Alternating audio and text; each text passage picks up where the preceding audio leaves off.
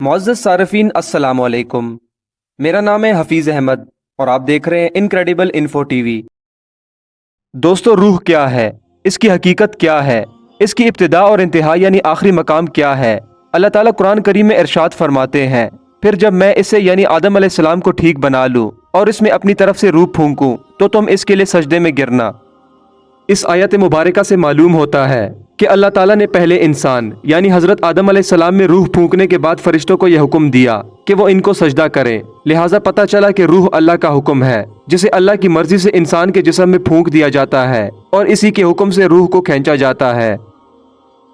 हजारों सालों से इंसान रूह की हकीकत से मुतालिक सवालात के जवाबात तलाश करने की कोशिश कर रहा है कि आखिर एक चीज़ जो हमारे जिस्म में मौजूद है और हमारे जिंदा रहने तक हमारे साथ जुड़ी रहती है, तो मौत आने पर अचानक वो कहाँ चली जाती है? इसे कैसे मालूम होता है कि मुझे वापस कहाँ और कैसे जाना है? क्या रूह की उम्र भी इंसानों की उम्र की तरह बढ़ती है?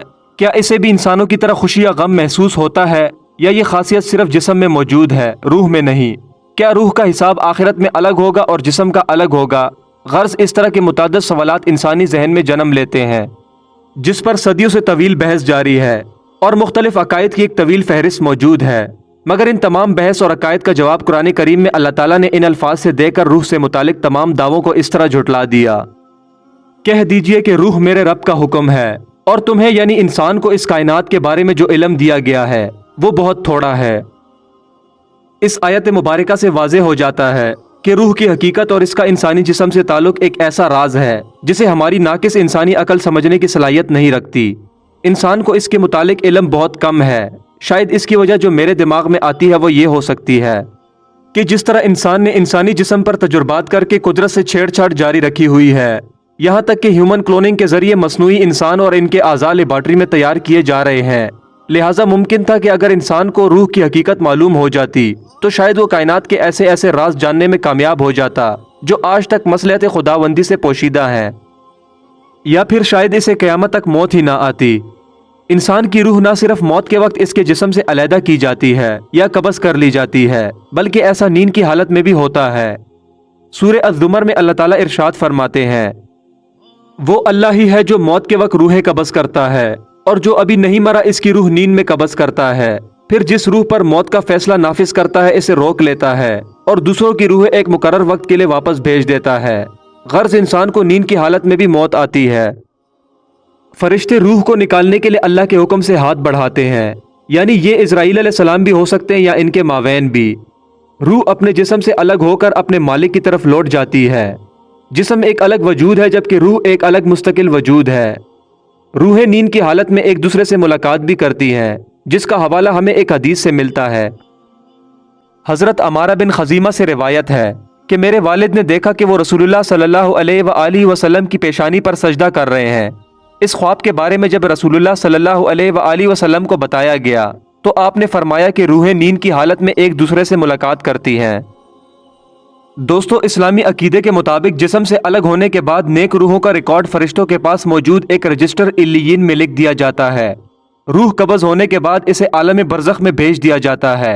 नेक रूह को एक नरम बिस्तर पर सुलाकर सामने एक दोज़ख की खिड़की खोली जाती है और कहा जाता है कि यह है वो जगह जिससे तेरे रब ने तुझे बचा लिया। इसके बाद ये खिड़की बंद कर दी जाती है और एक मजीद खिड़की खोली जाती है और कहा जाता है कि जन्नत में तेरा मकाम है। नेक रूह ये देखकर दुआ करती है कि ए अल्लाह, क़यामत को जल्दी कायम फरमा ताकि मैं जन्नत में अपना मकाम हासिल कर सकूं। इसके बाद इस रूह को क़यामत तक के लिए एक नरम बिस्तर पर दुल्हन की तरह सजाकर सुला दिया जाता है। अब ये रूह क़यामत के रोज़ ही आलम बरज़ख से बेदार होगी। इसी तरह काफरों या बुरे लोगों की रूहों का रिकॉर्ड एक सिज्जीन नामी रजिस्टर में लिखा जाता है। सिज्जीन का अरबी में मतलब है जेल। इस काफिर रूह के लिए आलम बरज़ख में आग का बिस्तर बनाया जाता है और जन्नत की खिड़की खोलकर दिखाई जाती है और कहा जाता है कि यह है वो जिससे तू अपने बुरे अमाल से महरूम रहा। इसके बाद जहन्नम की एक खिड़की खोली जाती है और जहन्नम में इस काफिर रूह को इसका ठिकाना दिखाया जाता है। ये काफिर रूह अल्लाह ताला से फरियाद करती है कि ए अल्लाह ताला, क़यामत कभी कायम मत कर, क्योंकि मुझे हमेशा के लिए जहन्नम में नहीं जाना।